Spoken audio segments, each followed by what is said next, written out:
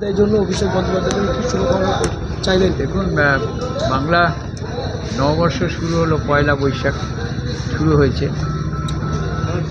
প্রথমে আমি আপনাদের প্রত্যেককে বাংলা শুভ নববর্ষের শ্রদ্ধা, প্রণাম, শুভেচ্ছা, সালাম, জোহার জানাচ্ছি। বর্ধমানে যেসব প্রতিষ্ঠিত মন্দির হচ্ছে আমাদের এখানকার বড় মা, সেই বড় মায়ের কাছে পয়লা বৈশাখ এবারে আসা হয়নি, অন্য জায়গায় ছিলাম আমি, সর্বমঙ্গলা কিংবা বড় মা, কমলাকান্ত বাড়ি, এগুলোতে যাবো। আজকে এসেছিলাম, তা বড় মায়ের কাছে পুজো দিলাম, প্রার্থনা একটাই করলাম, তিনি যাতে বাংলার মুখ্যমন্ত্রী মমতা বন্দ্যোপাধ্যায়কে সুস্থ রাখেন, অভিষেকবাবুকে সুস্থ কামনার জন্যে, আর বাংলার মানুষ যাতে শান্তিতে থাকে এবং অশান্তিদের মধ্যে যাতে না জড়ায়, সেই প্রার্থনা মায়ের কাছে এই কারণে করলাম। মাই তো সব রক্ষা করবে, আর মা তো মাই। তোমার নাম কী ভাই জানো? ইমতিয়াজ। হ্যাঁ, ইমতিয়াজ। তুমি একজন সাংবাদিক। তোমার মাও মা, আমি স্বপন দেবনাথ, আমার মাও মা। তোমার মা ঘটনাচকে মুসলিম বলে পরিচয়, কেন তা হবে? আমি হিন্দু ছেলে, আমার মাও মা, তোমার মাও মা। এই মায়ের মধ্যে ভাগটা দয়া করে করবেন। আর মমতাদি মায়ের মতোই রক্ষা করছে বাংলার মানুষ, সম্প্রীতিটা বজায় রাখছে।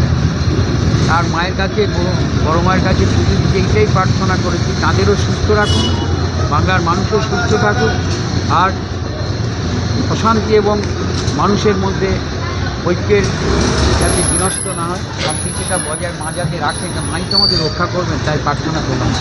বলছি, মুখ্যমন্ত্রীর উদ্যোগে দীঘায় মন্দির হলো জগন্নাথ মন্দির, পুরীর যাচ্ছে, আর বাংলার মানুষকে পুরী যেতে হবে না, দীঘাতেই মাকে জগন্নাথ পাবে। এটাও আপনার তো বড় ব্যাপার না? দীঘা একটা পর্যটন কেন্দ্র, দীঘাতে মমতা বন্দ্যোপাধ্যায় উদ্যোগ নিয়ে তিনি পুরীর মন্দিরের ধাঁচে একই উদ্যোগ, একই সব রকম করলেন, এটা আমাদের কি প্রাপ্তি নয়? আর এটা আমরা যারা ধর্ম নিয়ে রাজনীতি করে, আমরা তো করি না, তো মমতাদি করেছেন।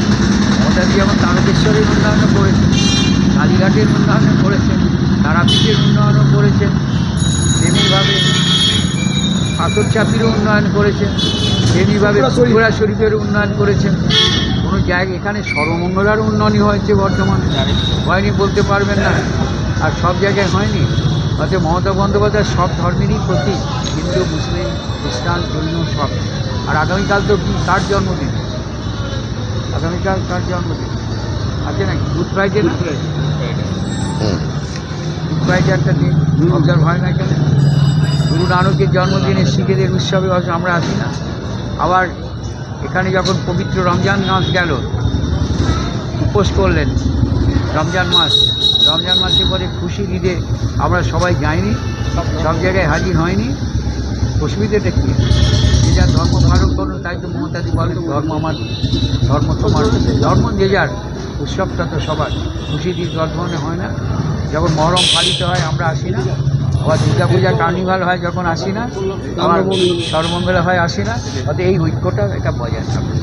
সুকান্ত মজুমদার যেভাবে ভুয়া পোস্ট করছে যে বাংলা জুড়ে হচ্ছে তার নামে, তার প্রতিবাদটা আপনারাই করুন, আমরা তো বলেই থাকি। এর সাথে সাথে আবার এটাও ঠিক, মানুষের স্বার্থে যখন জীবনদায়ী ওষুধের দাম বৃদ্ধি হয়, রাস্তায় তো মমতাদি নামেন, আর আমরাও আন্দোলন করি। গ্যাসের দাম বৃদ্ধি যখন হয়, আন্দোলন তো রাস্তায় ওটা করুক না, এটা মানুষের স্বার্থই তো। আর ওষুধের তো শুধু একা হিন্দুর দরকার না, মুসলিমদের দরকার, আর সব ধরনের মানুষের। আচ্ছা, মালদা মুর্শিদাবাদের মানুষদের জন্য শান্তির বার্তা কী দেবে? দেখুন, মুখ্যমন্ত্রী যা বলার কাল বলেছেন, অর্থাৎ এই বিষয়ে আর নতুন করে তো বলার কিছু অপেক্ষা রাখে না। আমি বর্ধমান জেলার মানুষ, জেলায় শান্তি থাকুক, এটা নিশ্চয়ই কামনা করব, এবং আপনাদের কাছেও আবেদন রাখবো, আপনারাও সেদিকটা নজর রাখুন। ঠিক আছে।